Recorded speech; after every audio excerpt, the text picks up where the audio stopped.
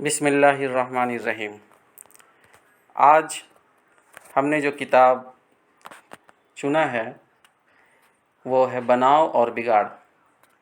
اس کے مؤلف ہیں سید ابو العلا مودودی۔ یہ اصل میں ایک تقریر ہے جو 10 مئی 1947 عیسوی کو دارالاسلام نزد پٹھان کوٹ مشرقی پنجاب کے جلسہ عام میں کی گئی تھی۔ سامعین میں مسلمانوں کے علاوہ بہت سے ہندو اور سکھ حضرات بھی شریک تھے۔ پس منظر میں اس حقیقت کو بھی پیش نظر رکھا جائے کہ یہ وہ زمانہ تھا جب سارا مشرقی پنجاب ایک کوہ آتش فشاں کی طرح پھٹنے کے لیے تیار تھا، اور 3 ہی مہینے بعد وہاں فتنہ و فساد کی وہ آگ بھڑکنے والی تھی جس کی تباہ کاریاں اب تاریخ انسانی کا ایک دردناک باب بن چکی ہیں۔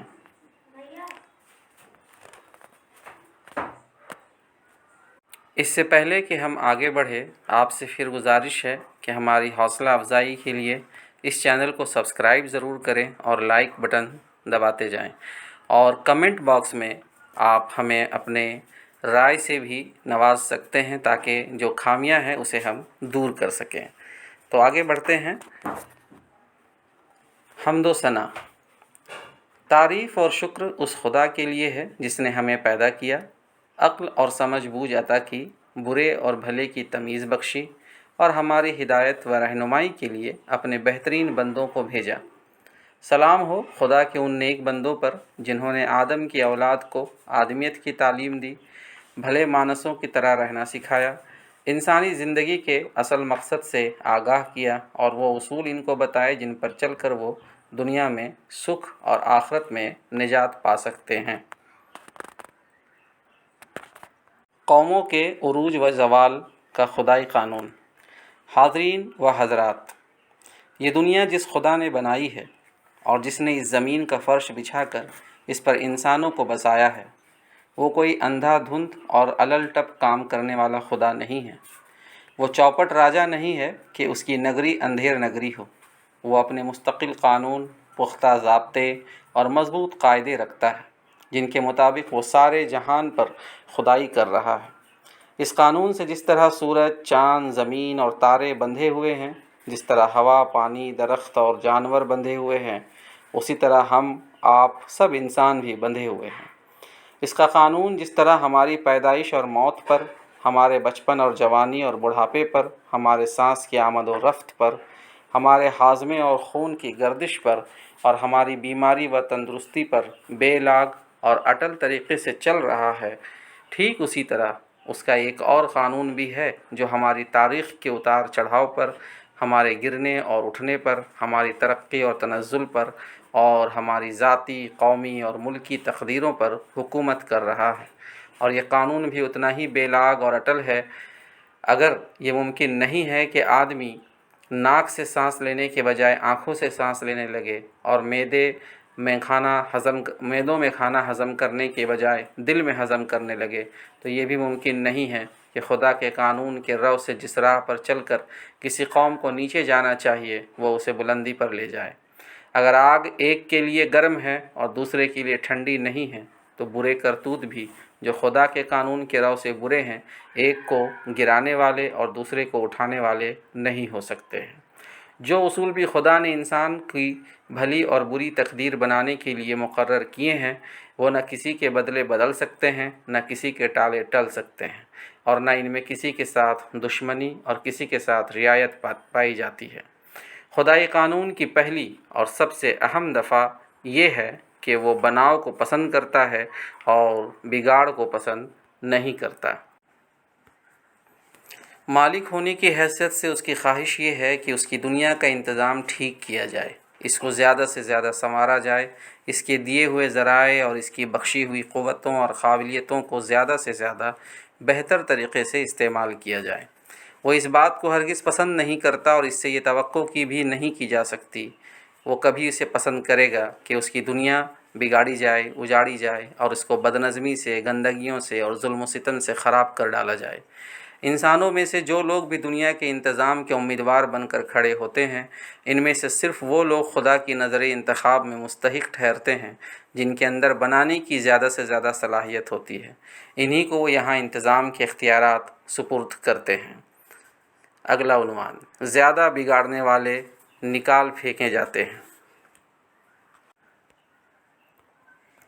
پھر وہ دیکھتا رہتا ہے کہ یہ لوگ بناتے کتنا ہیں اور بگاڑتے کتنا ہیں۔ جب تک ان کا بناؤ ان کے بگاڑ سے زیادہ ہوتا ہے اور کوئی دوسرا امیدوار ان سے اچھا بنانے والا اور ان سے کم بگاڑنے والا میدان میں موجود نہیں ہوتا، اس وقت تک ان کی ساری برائیوں اور ان کے تمام قصوروں کے باوجود دنیا کا انتظام انہی کے سپرد رہتا ہے۔ مگر جب وہ کم بنانے اور زیادہ بگاڑنے لگتے ہیں تو خدا انہیں ہٹا کر پھینک دیتا ہے اور دوسرے امیدواروں کو اسی لازمی شرط پر انتظام سونپ دیتا ہے۔ باغ کے مالک اور مالی کی مثال۔ یہ قانون بالکل ایک فطری قانون ہے اور آپ کی عقل گواہی دے گی کہ اس کو ایسا ہی ہونا چاہیے۔ اگر آپ میں سے کسی شخص کا کوئی باغ ہو اور وہ اسے ایک مالی کے سپرد کرے تو آپ خود بتائیے کہ وہ اس مالی سے اولین بات کیا چاہے گا۔ باغ کا مالک اپنے مالی سے اس کے سوا اور کیا چاہ سکتا ہے کہ وہ اس باغ کو بنائے، نہ کہ خراب کر کے رکھ دے۔ وہ تو لازماً یہی چاہے گا کہ اس کے باغ کو زیادہ سے زیادہ بہتر حالت میں رکھا جائے، زیادہ سے زیادہ ترقی دی جائے، اس کے حسن میں، اس کی صفائی میں، اس کی پیداوار میں زیادہ سے زیادہ اضافہ ہو۔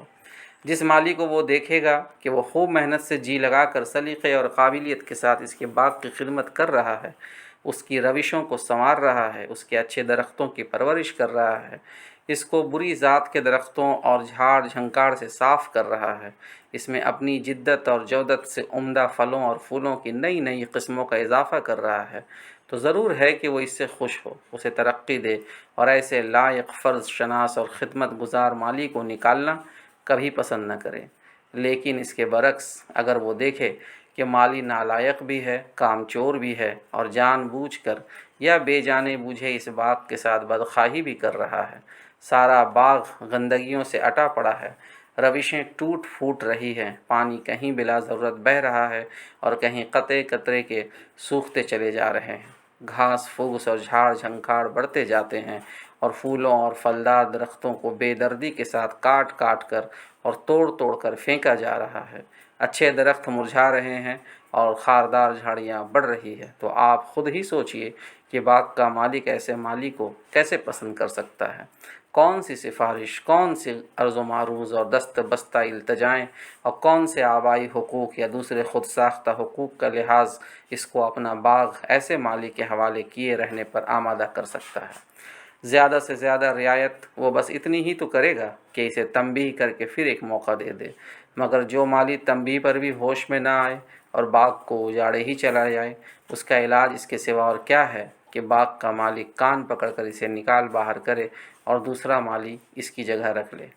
اب غور کیجئے کہ اپنے ایک ذرا سے باغ کے انتظام میں جب آپ یہ طریقہ اختیار کرتے ہیں تو خدا، جس نے اپنی اتنی بڑی زمین اتنے سر و سامان کے ساتھ انسانوں کے حوالہ کی ہے اور اتنے وسیع اختیارات ان کو اپنی دنیا اور اس کی چیزوں پر دیے ہیں، وہ آخر اس سوال کو نظر انداز کیسے کر سکتا ہے کہ آپ اس کی دنیا بنا رہے ہیں یا اجاڑ رہے ہیں؟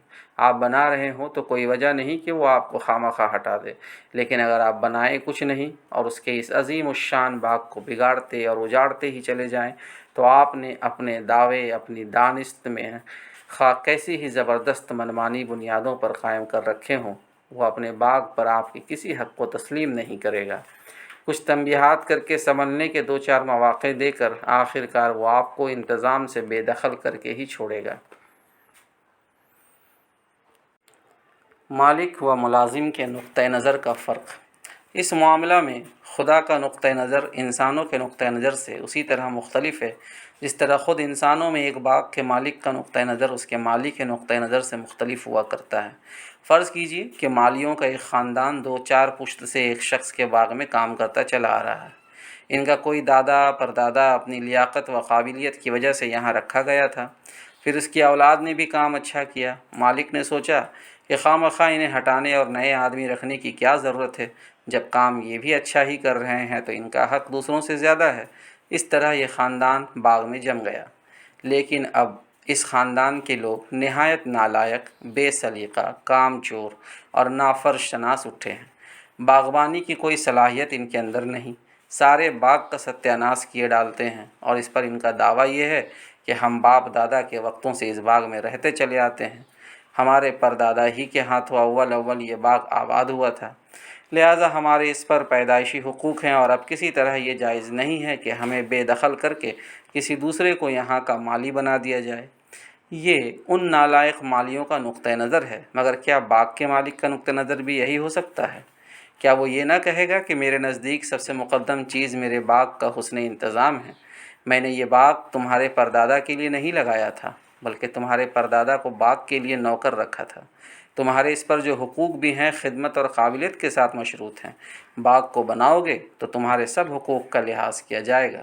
اپنے پرانے مالیوں سے آخر مجھے کیا دشمنی ہو سکتی ہے کہ وہ کام اچھا کریں تب بھی میں انہیں خواہ نکال ہی دوں اور نئی امیدواروں کا بلا ضرورت تجربہ کروں۔ لیکن اگر اس باغ کو ہی تم بگاڑتے اور اجاڑتے رہے جس کے انتظام کی خاطر تمہیں رکھا گیا تھا، تو پھر تمہارا کوئی حق مجھے تسلیم نہیں۔ دوسرے امیدوار موجود ہیں، باغ کا انتظام ان کے حوالے کر دوں گا اور تم کو ان کے ماتحت پیش خدمت بن کر رہنا ہوگا۔ اس پر بھی اگر تم درست نہ ہوئے اور ثابت ہوا کہ ماتحت کی حیثیت سے بھی تم کسی کام کے نہیں ہو بلکہ کچھ بگاڑنے ہی والے ہو، تو تمہیں یہاں سے نکال باہر کیا جائے گا اور تمہاری جگہ خدمتگار بھی دوسرے ہی لا کر بسائے جائیں گے۔ خدا اور بندوں کے نقطۂ نظر کا فرق۔ یہ فرق جو مالک اور مالیوں کے نقطۂ نظر میں ہے، ٹھیک یہی فرق دنیا کے مالک اور دنیا والوں کے نقطۂ نظر میں بھی ہے۔ دنیا کی مختلف قومیں زمین کی جس خطہ میں بستی ہیں، ان کا دعویٰ یہی ہے کہ یہ خطہ ہمارا قومی وطن ہے، پشتہا پشت سے ہم اور ہمارے باپ دادا یہاں رہتے چلے آ رہے ہیں، اس ملک پر ہمارے پیدائشی حقوق ہیں، لہٰذا یہاں انتظام ہمارا اپنا ہی ہونا چاہیے۔ کسی دوسرے کو حق نہیں پہنچتا کہ باہر سے آ کر یہاں کا انتظام کرے۔ مگر زمین کے اصلی مالک خدا کا نقطہ نظر یہ نہیں ہے۔ اس نے کبھی ان قومی حقوق کو تسلیم نہیں کیا۔ وہ نہیں مانتا کہ ہر ملک پر اس کے باشندوں کا پیدائشی حق ہے، جس سے ان کو کسی حال میں بے دخل نہیں کیا جا سکتا۔ وہ تو یہ دیکھتا ہے کہ کوئی قوم اپنے وطن میں کام کیا کر رہی ہے۔ اگر وہ بناؤ اور سنوار کے کام کرتی ہو، اگر وہ اپنی قوتیں زمین کی اصلاح و ترقی میں استعمال کرتی ہو، اگر وہ برائیوں کی پیداوار روکنے اور بھلائیوں کی کھیتی سینچنے میں لگی ہوئی ہو، تو مالک کائنات کہتا ہے کہ بے شک تم اس کے مستحق ہو کہ یہاں کا انتظام تمہارے ہاتھ میں ہونی چاہیے۔ تم پہلے سے یہاں آباد بھی ہو اور اہل بھی ہو، لہٰذا تمہارا ہی یہ حق دوسروں کی بنسبت مقدم ہے۔ لیکن اگر معاملہ برعکس ہو، بناؤ کچھ نہ ہو اور سب بگاڑ ہی کے کام ہو جا رہے ہوں، بھلائیاں کچھ نہ ہو اور برائیوں ہی سے خدا کی زمین بھری جا رہی ہو، جو کچھ خدا نے زمین پر پیدا کیا ہے اسے بے دردی کے ساتھ تباہ کیا جا رہا ہو، اور کوئی بہتر کام اس سے لیا ہی نہ جاتا ہو، تو پھر خدا کی طرف سے پہلے کچھ ہلکی اور کچھ سخت چوٹیں لگائی جاتی ہیں تاکہ یہ لوگ ہوش میں آئے اور اپنا رویہ درست کر لے۔ پھر جب وہ قوم اس پر درست نہیں ہوتی تو اسے ملک کے انتظام سے بے دخل کر دیا جاتا ہے اور کسی دوسری قوم کو جو کم از کم اس کی بنسبت اہل تر ہو وہاں کی حکومت دے دی جاتی ہے۔ اور بات اس پر بھی ختم نہیں ہوتی۔ اگر ماتحت بننے کے بعد بھی باشندگان ملک کسی لیاقت و اہلیت کا ثبوت نہیں دیتے اور اپنے عمل سے یہی ظاہر کرتے ہیں کہ ان سے کچھ بھی بن نہ آئے گا بلکہ کچھ بگڑ ہی جائے گا، تو خدا پھر ایسی قوم کو مٹا دیتا ہے اور دوسروں کو لے آتا ہے جو اس کی جگہ بستے ہیں۔ اس معاملے میں خدا کا نقطہ نظر ہمیشہ وہی ہوتا ہے جو مالک کا ہونا چاہیے۔ وہ اپنے زمین کے انتظام میں دعوے داروں اور امیدواروں کے آبائی یا پیدائشی حقوق نہیں دیکھتا۔ وہ تو یہ دیکھتا ہے کہ ان میں سے کون بناؤ کی زیادہ سے زیادہ صلاحیت اور بگاڑ کی طرف کم سے کم میلان رکھتا ہے۔ ایک وقت کے امیدواروں میں سے جو اس لحاظ سے اہل تر نظر آتے ہیں، انتخاب انہی کا ہوتا ہے، اور جب تک ان کے بگاڑ سے ان کا بناؤ زیادہ رہتا ہے یا جب تک ان کی بنسبت زیادہ اچھا بنانے والا اور کم بگاڑنے والا کوئی میدان میں نہیں آ جاتا، اس وقت تک انتظام انہی کے سپرد رہتا ہے۔ تاریخ کی شہادت۔ یہ جو کچھ عرض کر رہا ہوں، تاریخ گواہ ہے کہ خدا نے ہمیشہ اپنی زمین کا انتظام اسی اصول پر کیا ہے۔ دور کیوں جائیے، خود اپنے اسی ملک کی تاریخ دیکھ لیجیے۔ یہاں جو قومیں پہلے آباد تھی ان کی تعمیری صلاحیتیں جب ختم ہو گئی تو خدا نے آریوں کو یہاں کے انتظام کا موقع دیا، جو اپنے وقت کی قوموں میں سب سے زیادہ اچھی صلاحیتیں رکھتے تھے۔ انہوں نے یہاں آ کر ایک بڑے شاندار تمدن کی بنا رکھی، بہت سے علوم و فنون ایجاد کیے، زمین کے خزانوں کو نکالا اور انہیں بہتری میں استعمال کیا، بگاڑ سے زیادہ بناؤ کے کام کر کے دکھائیں۔ یہ قابلیتیں جب تک ان میں رہیں، تاریخ کے سارے نشیبوں اور فرازوں کے باوجود وہی اس ملک کے منتظم رہے۔ دوسرے امیدوار بڑھ بڑھ کر آگے آئے مگر دھکیل دیے گئے، کیونکہ ان کے ہوتے دوسرے منتظم کی ضرورت نہ تھی۔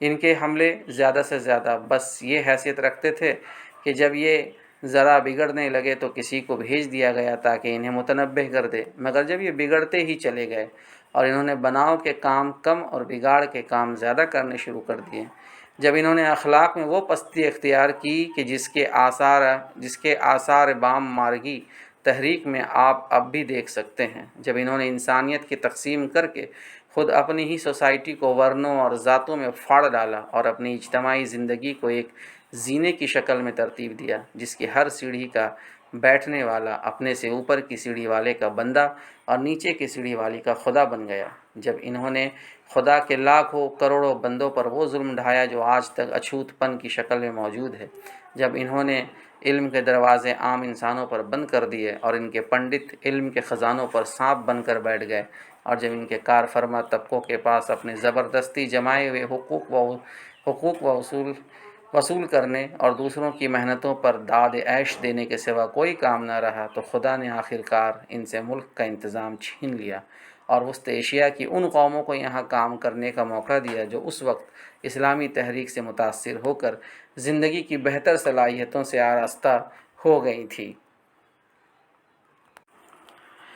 ہندوستان پر مسلمانوں کا اقتدار۔ یہ لوگ سینکڑوں برس تک یہاں کے انتظام پر سرفراز رہے اور ان کے ساتھ خود اس ملک کے بھی بہت سے لوگ اسلام قبول کر کے شامل ہو گئے۔ اس میں شک نہیں کہ ان لوگوں نے بہت کچھ بگاڑا بھی، مگر جتنا بگاڑا اس سے زیادہ بنایا۔ کئی برس تک ہندوستان میں بناؤ کا جو کام بھی ہوا انہی کے ہاتھوں ہوا یا پھر ان کے اثر سے ہوا۔ انہوں نے علم کی روشنی پھیلائی، خیالات کی اصلاح کی، تمدن و معاشرت کو بہت کچھ درست کیا، ملک کے ذرائع و وسائل کو اپنے عہدے کے معیار کے لحاظ سے بہتری میں استعمال کیا اور امن و انصاف کا وہ عمدہ نظام قائم کیا جو اگرچہ اسلام کے اصلی معیار سے بہت کم تھا مگر پہلے کی حالت اور گرد و پیش کے دوسرے ملکوں کی حالت سے مقابلہ کرتے ہوئے کافی بلند تھا۔ اس کے بعد وہ بھی اپنے پیش رووں کی طرح بگڑنے لگے، ان کے اندر بھی بناؤ کی صلاحیتیں گھٹنی شروع ہوئیں اور بگاڑ کے میلانات بڑھتے چلے گئے۔ انہوں نے بھی اونچ نیچ اور نسلی امتیازات اور طبقاتی تفریقیں کر کے خود اپنی سوسائٹی کو پھاڑ لیا، جس کے بے شمار اخلاقی، سیاسی اور تمدنی نقصانات ہوئے۔ انہوں نے بھی انصاف کم اور ظلم زیادہ کرنا شروع کر دیا۔ وہ بھی حکومت کی ذمہ داریوں کو بھول کر صرف اس کے فائدوں اور زیادہ تر ناجائز فائدوں پر نظر رکھنے لگے۔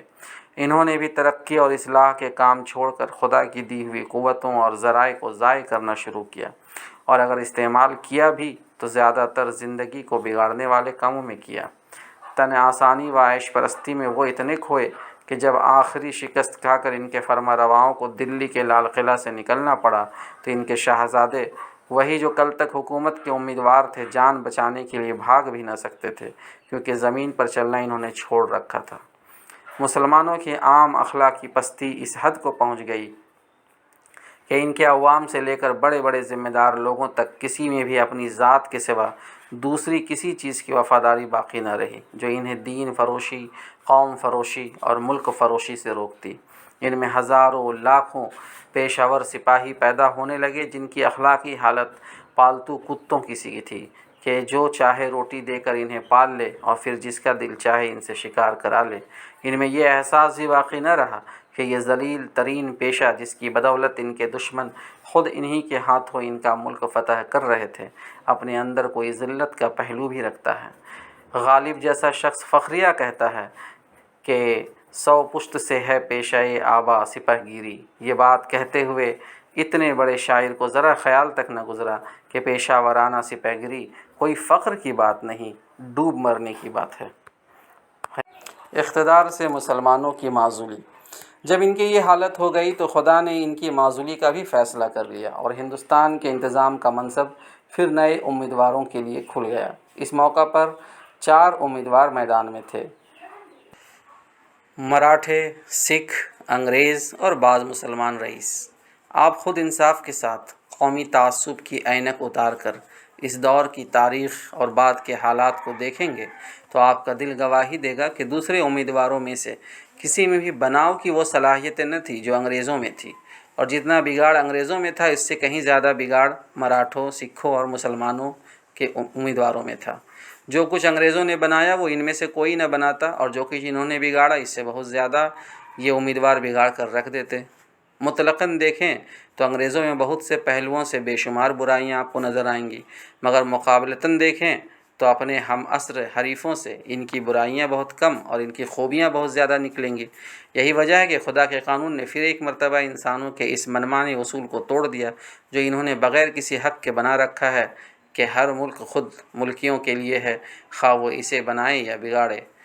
اس نے تاریخ کے اٹل فیصلہ سے ثابت کیا کہ نہیں، ملک تو خدا کا ہے، وہی یہ طے کرنے کا حق رکھتا ہے کہ اس کا انتظام کس کے سپرد کرے اور کس سے چھین لے۔ اس کا فیصلہ کسی نسلی، قومی یا آبائی حق کی بنا پر نہیں ہوتا، بلکہ اس بنیاد پر ہوتا ہے کہ مجموعی بھلائی کون سے انتظام میں ہے۔ سورہ آل عمران آیت نمبر 26 میں اللہ نے فرمایا، کہو خدایا ملک کے مالک، تو جسے چاہے حکومت دے اور جس سے چاہے چھین لے، جسے چاہے عزت بخشے اور جسے چاہے ذلیل کر دے، بھلائی تیرے اختیار میں ہے، بے شک تو ہر چیز پر قادر ہے۔ اس طرح اللہ تعالیٰ ہزاروں میل کے فاصلے سے ایک ایسی قوم کو لے آیا جو کبھی یہاں 3-4 لاکھ کی تعداد سے زیادہ نہیں رہی، اور اس نے یہیں کے ذرائع اور یہیں کے آدمیوں سے یہاں کی ہندو، مسلم، سکھ سب طاقتوں کو زیر کر کے اس ملک کا انتظام اپنے ہاتھ میں لے لیا۔ یہاں کے کروڑوں باشندے ان مٹھی بھر انگریزوں کے تابع فرما بن کر رہے۔ ایک ایک انگریز نے تنہا ایک ایک ضلع پر حکومت کی، بغیر اس کے کہ اس کی قوم کا کوئی دوسرا فرد اس کا ہاتھ مضبوط کرنے کے لیے اس کے پاس موجود ہوتا۔ اس تمام دوران میں ہندوستانیوں نے جو کچھ کیا پیش خدمت کی حیثیت سے کیا، نہ کہ کار فرما کی حیثیت سے۔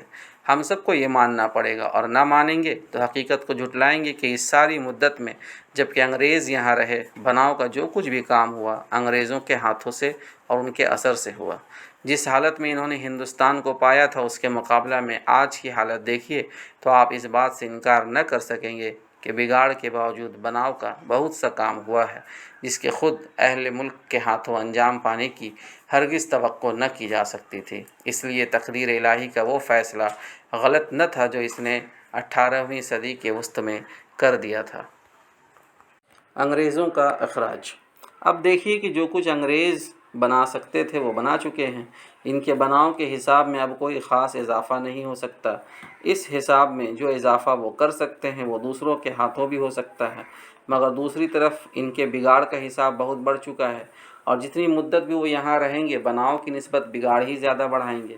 ان کی فرد جرم اتنی لمبی ہے کہ اسے ایک صحبت میں بیان کرنا مشکل ہے، اور اس کے بیان کی کوئی حاجت بھی نہیں ہے کیونکہ وہ سب کے سامنے ہیں۔ اب تقدیر الہی کا فیصلہ یہی ہے کہ وہ یہاں کے انتظام سے بے دخل کر دیے جائیں۔ انہوں نے بہت عقل مندی سے کام لیا کہ خود سیدھی طرح رخصت ہونے کے لیے تیار ہو گئے۔ سیدھی طرح نہ جاتے تو ٹیڑھی طرح نکالے جاتے، کیونکہ خدا کے اٹل قوانین اب ان کے ہاتھ میں یہاں کا انتظام رکھنے کے روادار نہیں ہیں۔ آزادی، ہندوستان کے باشندوں کا امتحان۔ یہ موقع جس کے عین سر پر ہم آپ کھڑے ہیں تاریخ کا ایک اہم موقع میں سے ہے، جب زمین کا اصلی مالک کسی ملک میں ایک انتظام کو ختم کرتا ہے اور دوسرے انتظام کا فیصلہ کرتا ہے۔ بظاہر جس طرح یہاں انتقال اختیارات کا معاملہ طے ہوتا نظر آ رہا ہے، اس سے یہ دھوکہ نہ کھا جائیے کہ یہ قطعی فیصلہ ہے جو ملک کا انتظام خود اہل ملک کے حوالے کیے جانے کے حق میں ہو رہا ہے۔ آپ شاید معاملہ کی سادہ سی صورت سمجھتے ہوں گے کہ اجنبی لوگ جو باہر سے آ کر حکومت کر رہے تھے واپس جا رہے ہیں، اس لیے اب یہ آپ سے آپ ہونا ہی چاہیے کہ ملک کا انتظام خود ملکیوں کے ہاتھ میں آئے۔ نہیں، خدا کے فیصلے اس طرح کے نہیں ہوتے۔ وہ ان اجنبیوں کو نہ پہلے بلا وجہ لایا تھا اور نہ اب بلا وجہ لے جا رہا ہے۔ نہ پہلے الٹپ اس نے آپ سے انتظام چھینا تھا اور نہ اب الٹپ وہ آپ کو اس کے حوالے کر دے گا۔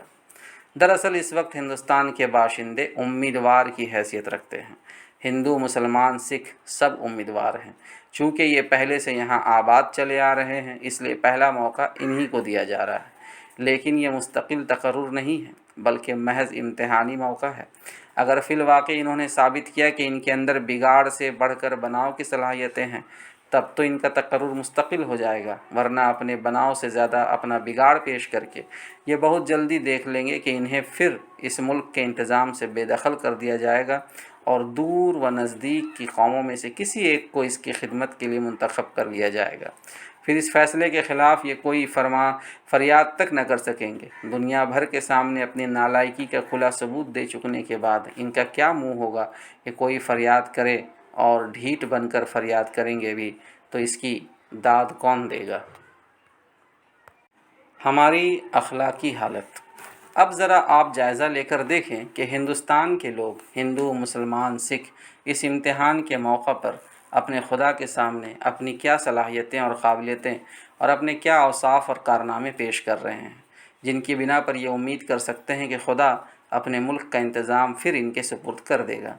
اس موقع پر اگر میں بے لاگ طریقے سے کھلم کھلا و فرد جرم سنا دوں جو اخلاق کی عدالت میں ہندوؤں، مسلمانوں اور سکھوں سب پر لگتی ہے، تو میں امید کرتا ہوں کہ آپ برا نہ مانیں گے۔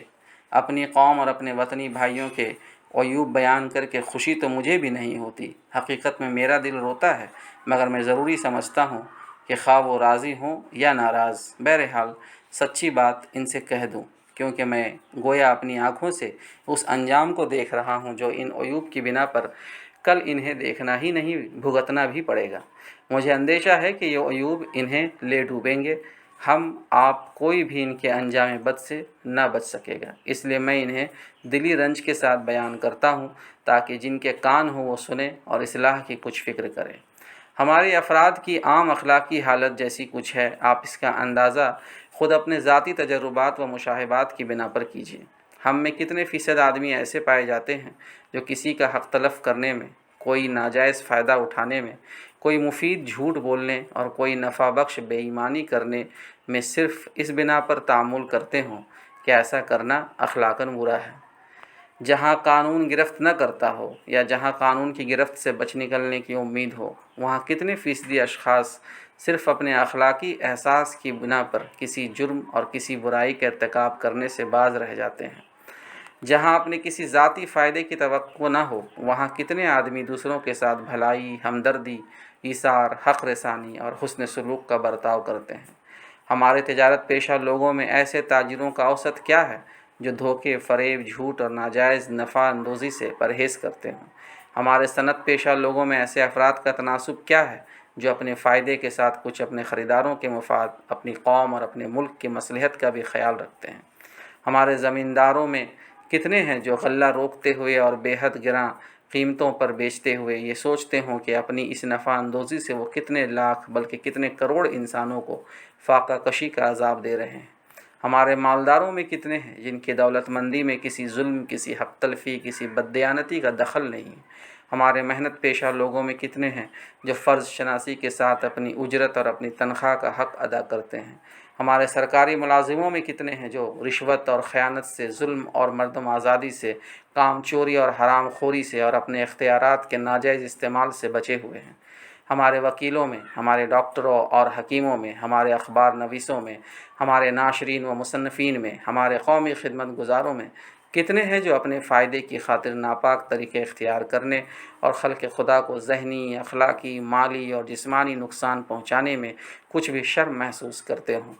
شاید میں مبالغہ نہ کروں اگر یہ کہوں کہ ہماری آبادی میں بمشکل 5% لوگ اس اخلاقی خدام سے بچے رہ گئے ہیں، اس اخلاقی جزام سے بچے رہ گئے ہیں، ورنہ 95% کو یہ چھوت بری طرح لگ چکی ہے۔ اس معاملہ میں ہندو، مسلمان، سکھ، عیسائی اور ہریجن کے درمیان کوئی امتیاز نہیں، سب کے سب یکساں بیمار ہیں، سب کی اخلاقی حالت انتہائی خوفناک حد تک گری ہوئی ہے اور کسی گروہ کا حال دوسرے سے بہتر نہیں ہے۔ اخلاقی تنزل کے ثمرات۔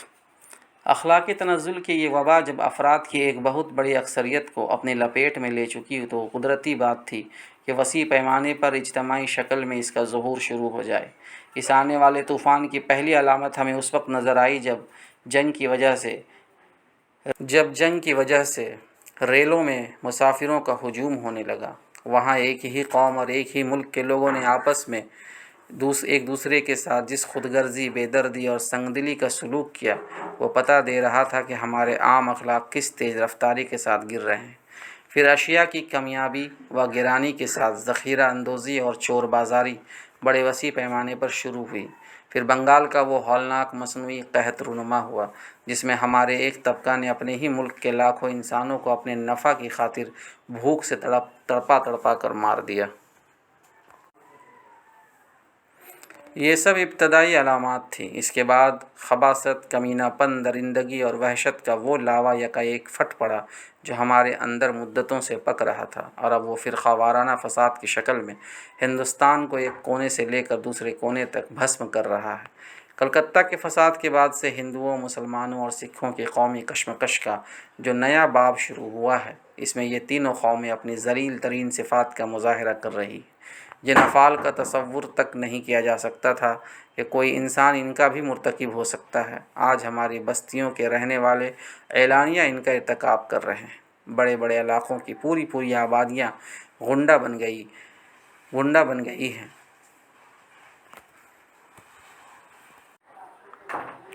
اور وہ کام کر رہی ہیں جو کسی غنڈے کے خواب و خیال میں بھی کبھی نہ آئے تھے۔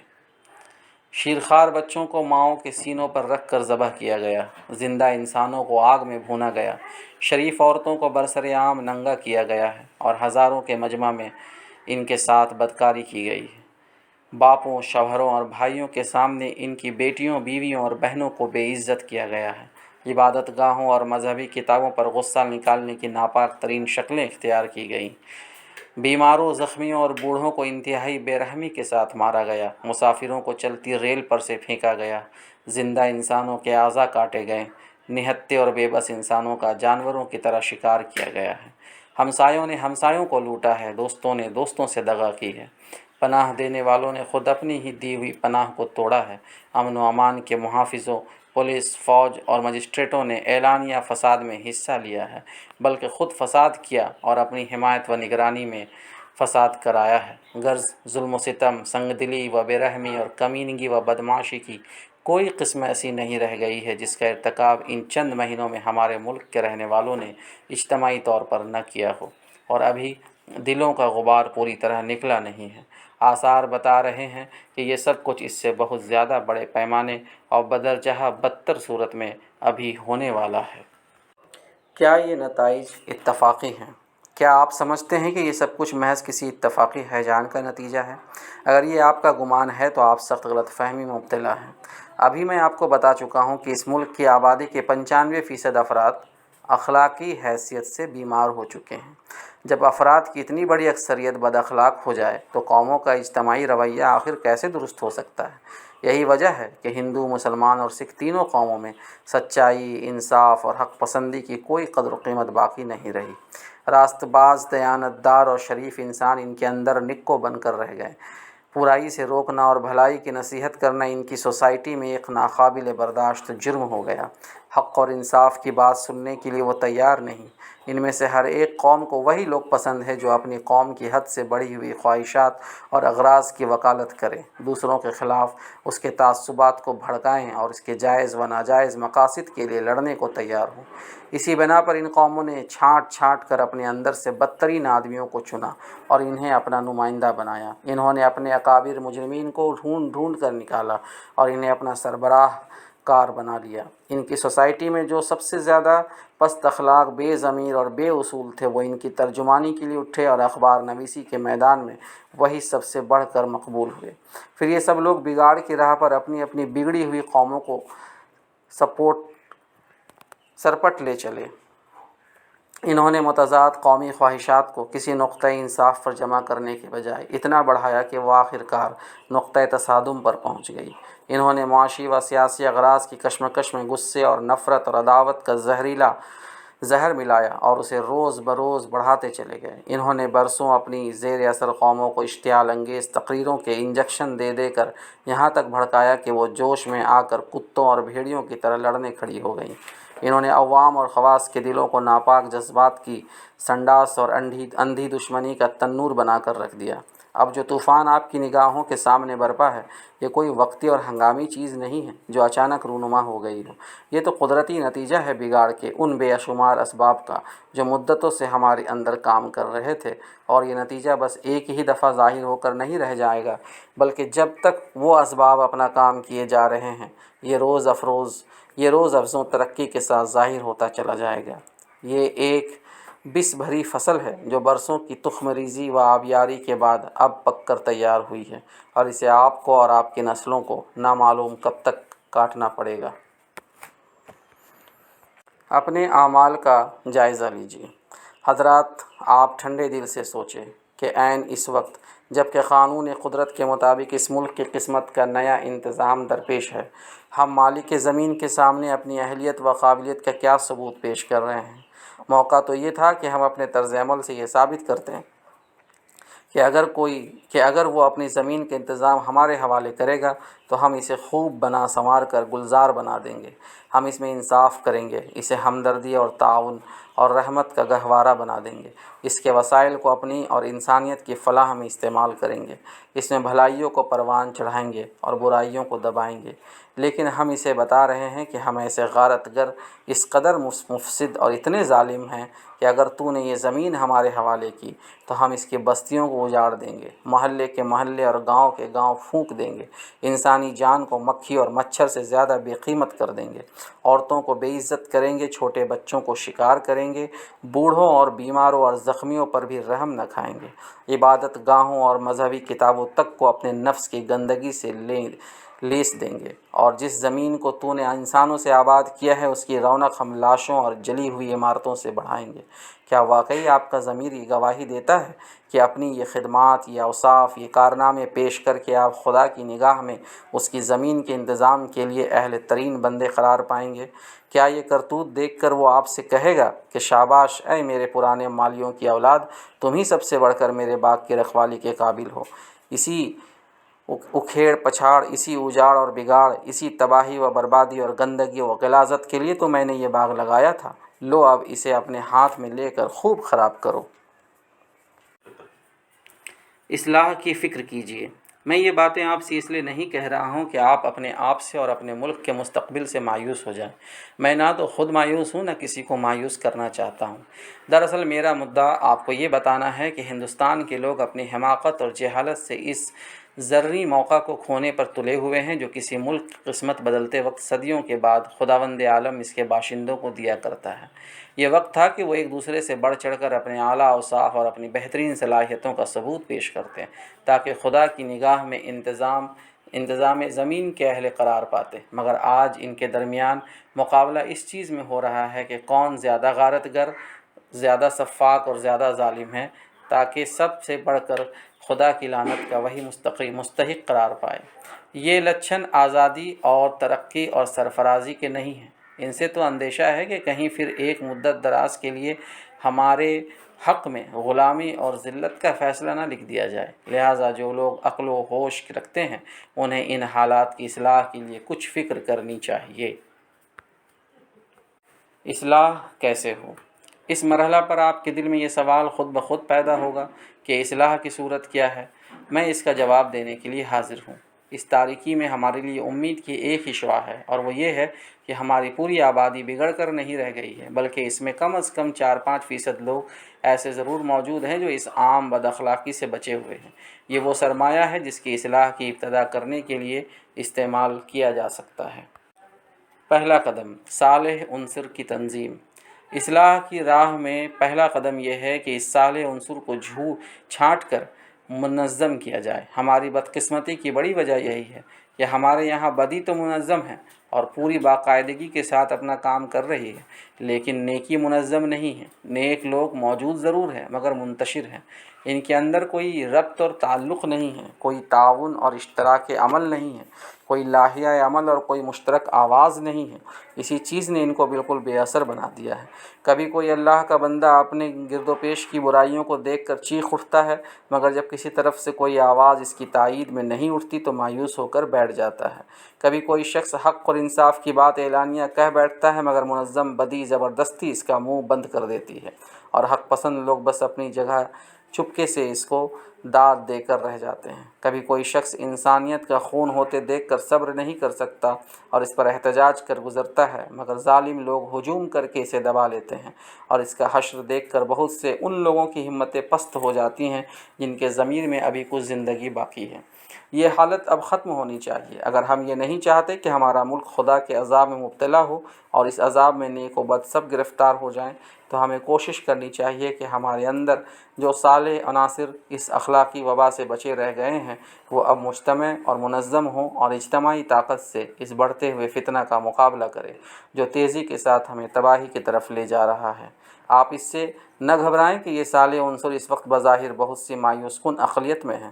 یہی تھوڑے سے لوگ اگر منظم ہو جائیں، اگر ان کا اپنا ذاتی اور اجتماعی رویہ خالص راستی، انصاف، حق پسندی اور خلوص و دیانت پر مضبوطی کے ساتھ قائم ہو، اور اگر وہ مسائل زندگی کے ایک بہتر حل اور دنیا کے معاملات کو درست طریقے پر چلانے کے لیے ایک اچھا پروگرام بھی رکھتے ہوں، تو یقین جانیے کہ اس منظم نیکی کا مقابلہ منظم بدی اپنے لشکروں کی کثرت اور اپنے گندے ہتھیاروں کی تیزی کے باوجود شکست کھا کر رہے گی۔ انسانی فطرت شرپسند نہیں ہے، اسے دھوکہ ضرور دیا جا سکتا ہے اور ایک بڑی حد تک مسخ بھی کیا جا سکتا ہے، مگر اس کے اندر بھلائی کی قدر کا جو مادہ خالق نے ودیت کر دیا ہے اسے بالکل معدوم نہیں کیا جا سکتا۔ انسانوں میں ایسے لوگ تھوڑے ہی ہوتے ہیں جو بدی سے ہی دلچسپی رکھتے ہوں اور اس کے علمبردار بن کر کھڑے ہوں، اور ایسے لوگ بھی کم ہوتے ہیں جنہیں نیکی سے عشق ہو اور اسے قائم کرنے کی جد و جہد کرے۔ ان دونوں گروہوں کے درمیان عام انسان نیکی اور بدی کے ملے جلے رجحانات رکھتے ہیں۔ وہ نہ بدی کے گرویدہ ہوتے ہیں اور نہ نیکی سے ہی انہیں غیر معمولی دلچسپی ہوتی ہے۔ ان کے کسی ایک طرف جھک جانے کا انحصار تمام تر اس پر ہوتا ہے کہ خیر اور شر کے علمبرداروں میں سے کون آگے بڑھ کر انہیں اپنے راستہ کی طرف کھینچتا ہے۔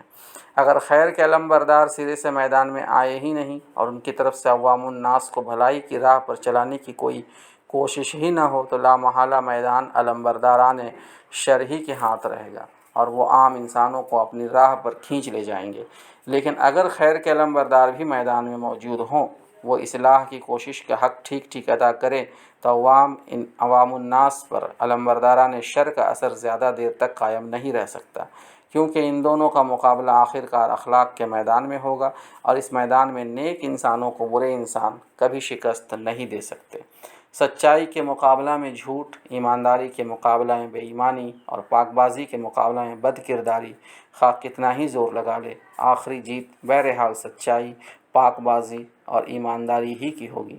دنیا اس قدر بے حس نہیں ہے کہ اچھے اخلاق کی مٹھاس اور برے اخلاق کی تلخی کو چکھ لینے کے بعد آخرکار اس کا فیصلہ یہی ہو کہ مٹھاس سے تلخی زیادہ بہتر ہے۔ دوسرا قدم، بناؤ بگاڑ کا واضح تصور۔ اصلاح کے لیے نیک انسانوں کی تنظیم کے ساتھ دوسری ضروری چیز یہ ہے کہ ہمارے سامنے بناؤ اور بگاڑ کا ایک واضح تصور موجود ہو۔ ہم اچھی طرح یہ سمجھ لیں کہ بگاڑ کیا ہے تاکہ اسے دور کرنے کی کوشش کی جائے، اور بناؤ کیا ہے تاکہ اسے عمل میں لانے پر سارا زور لگا دیا جائے۔ تفصیلات میں جانے کا اس وقت موقع نہیں ہے، میں بڑے اختصار کے ساتھ آپ کے سامنے ان دونوں چیزوں کی ایک تصویر پیش کروں گا۔ بگاڑ پیدا کرنے والے عناصر۔ انسانی زندگی میں بگاڑ جن چیزوں سے پیدا ہوتا ہے ان کو ہم 4 بڑے بڑے عنوانات کے تحت جمع کر سکتے ہیں۔ پہلا، خدا سے بے خوفی۔ یہ دنیا میں بے انصافی، بے رحمی، خیانت اور ساری اخلاقی برائیوں کی جڑ ہے۔ نمبر 2، خدا کی ہدایت سے بے نیازی۔